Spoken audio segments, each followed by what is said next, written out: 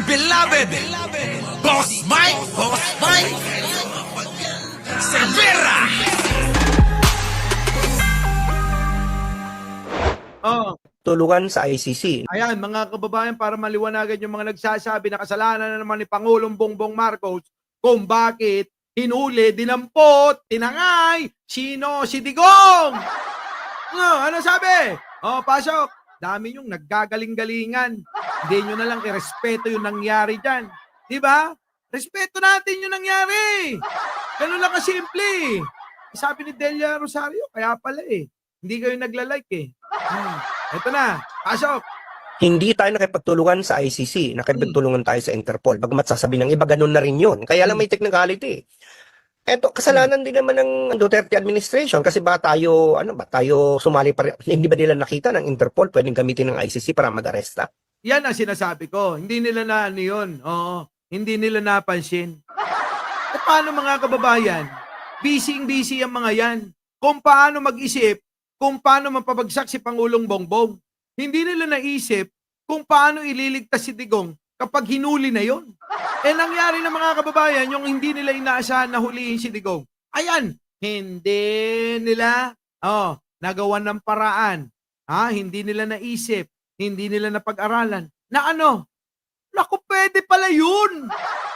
Pwede palang humingi ng tulong ang ICC sa Interpol. Diba? Arvin Lorio? Diba? Kasalanan talaga ni Mayor Along. Dapat si Along. Dapat si Trillanes. Yun yung mga kababayan Kaya alam nyo, propaganda na lang nila na pasamain si Pangulong Bongbong Marcos. Pero yun ninyo, nahuli na lahat si Digong. Aba, pinapasama pa rin nila si Pangulo. Kita nyo yung kasamaan nila? Tuloy. At kung tayo umalis sa Interpol, can you just imagine? Kahit yung China, member ng Interpol Kaya nga hindi tinanggap yan Kasi kausap ko sila. Sabi nila mga kababayan, nasabi ko na yata to. Ulitin ko lang, sabi sa China, bakit namin tatanggapin yan? Hindi namin tatanggapin yan. Hindi naman na makakatulong yan. Magpapabigat lang yan dito, asikasuhin pa namin yan.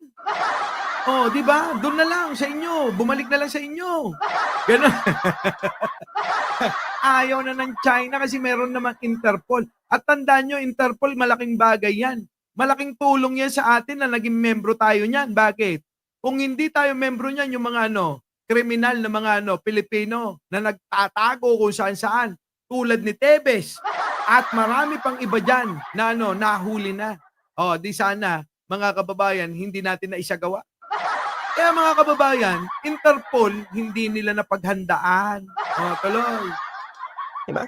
Kasi nga may mga kriminal tayo na nasa ibang bansa. Kung tayo nag-withdraw sa Interpol, di wala na, hindi tayo matutulungan kapag... Yan ang sinasabi ko mga kababayan. Gusto nyo ba yun? Na kapag ka nakagawa ng kasalanan, si Arnold Lopez, tatakbo na lang at hindi na natin mahahabol. Tatago lang yan. Kung saan? Sa Japan. Kung itago yan ni Ai Chang sa Japan, di wala tayong Interpol. Hindi tayo kasali. Hindi tayo kasapi. Wala na, mga kababayan. Oo. Hindi na mahuhuli yan, mga kababayan. Paano kung lumipad yan doon sa Japan at meron ditong nabuntisan? Dinimanda ng rape yan. Hindi na nahabol yan. Ganun yun. Kasimple. Tuloy. Tugisin natin ng mga katulad ni Alice Go na tumakas sa ating bansa. Yan, kita nyo? Di sana hindi natin natugi si Alice Go na na tumakas, pinatakas ni malamang yan, kampo ni Digong. Di sana hindi na naibalik yan doon. Hindi na naibalik yan dito, mga kababayan. Di ba? Kaya napabalik dahil nakapagtulungan tayo sa Interpol. So yon. Sana nalinawan na tayo doon. Hindi. Nako. Hindi ho sila maliliwanagan. Hindi ho nakikinig sa paliwanag ng iba yung mga DDS na yan. Ang inaantay nila yung sasabihin ni Sara at ni Digong. Kung ano yung sasabihin ni Digong at ni Sara, yun lang yung kanilang susundin. Wala na hong iba. Bakit ho? Ganong kasarado yung mga inodoro nila sa ulo. Tandaan nyo mga kababayan, may inodoro at may CR yan sa ulo Pag sinara nila yon, inodoro at ebak yung laman ng ulo. O paano makikinig yung mga yan? Wala na. At ang ginawa ng ICC, humiling sa Interpol na tulungan. At ang Interpol ang pupunta sa Pilipinas. Tayo ay miyembro ng Interpol, may obligasyon tayo.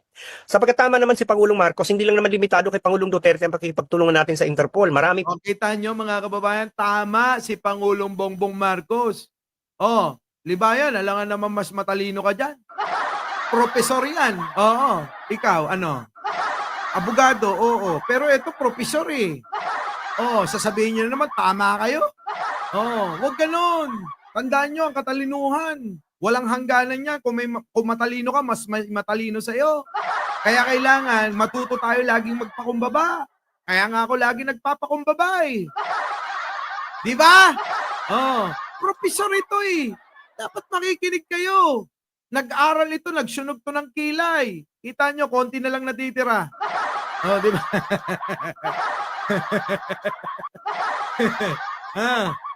Pakinggan ninyo yung sabi. Para ano? Oh. Pasok. ng Interpol, may obligasyon tayo. Sapagkat tama naman si Pangulong Marcos, hindi lang naman limitado kay Pangulong Duterte ang pakikipagtulungan natin sa Interpol. Marami pa. Ang daming mga, yung si Alice Go, yung mga iba pang mga personalidad na Tebes po, si Tebes. Oo, prop si Tebes po, kasama. tinutugis ng ating bansa na nado sa ibang bansa. Oo. Tinutulungan tayo ng Interpol dyan para hanapin sila. Kung hindi tayo tatalima at hindi tayo makikipagtulungan sa Interpol, malalagay sa alanganin yung tayo mismo katayuan ng ating bansa para Kita tugisin din ang mga Pilipino na nagtatago sa ibang bansa. Ay nako, prop yan ho ang gusto nila malagay tayo sa alanganin.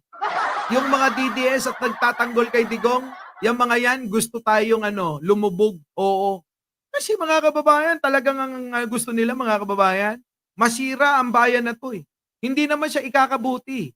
Kung ikakabuti, yung kanilang gusto mga kababayan, dapat manatiling nakasuporta kay Pangulo hanggang matapos ang termino. At yun naman ang tama. Pagkatapos ng termino niya, tsaka tayo maghanap ng panibago. Kung si Libayan gusto si Tulpo, bakit hindi? 'Di ba? Love niya naman 'yun. Kita niyo mga kababayan, hinintuan na. si Attorney Claire na. Ang target niya. Siyempre, mga kababayan, hot cake ngayon si Attorney Claire eh. Alangan naman na hindi yan ang pagtuunan ng pansin. Tandaan nyo mga kababayan, kailangan ng views ni Libayan. Kaya nga yung iba nagpapansin sa akin eh. Sa tingin nyo, papansinin ko kayo? Unang-una sa lahat, ba't kagalit? Ba't kagalit? Diba mga kababayan? Bakit kayo nagagalit sa gwapo? Dapat ang kagalitan nyo yung mga pangit na pangit pa ugali rito. Bakit hindi nyo kagalitan yung mga sarili nyo? Habang nananalaming kayo. Di ba? Manalamin kayo tapos pagalitan yung sarili nyo. Bakit? Makikita nyo pangit eh.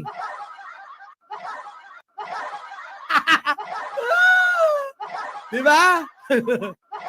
Pasok. bansa. So nakatali ang kamay ng Pangulong Marcos. Hindi naman nilabag yung hindi tayo Nakatali daw, walang magagawa. Ibig sabihin, di ba Libayan?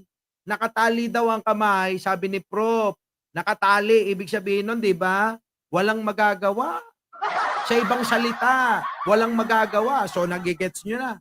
Walang magagawa si Pangulong Bongbong Marcos dyan. Tapos, sinisisi nyo. Ay, nako! Eto na. kasali sa ICC, din nakipagtulungan. Subalit ang Interpol, dala-dala ang arrest warrant ng ICC. Sila ang nag-serve, kaya wala tayong choice kundi ang ating PNP makipagtulungan sa Interpol. At ganun po ang nangyari. Yun naman yung paliwanag ko sa inyo. Ang ICC, humingi ng tulong sa Interpol. Ang Interpol, humingi ng tulong sa PNP.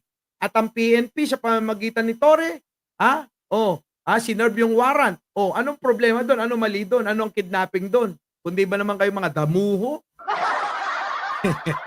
Common sense lang ba, mga kababayan? Napakadali lang namang isipin yan.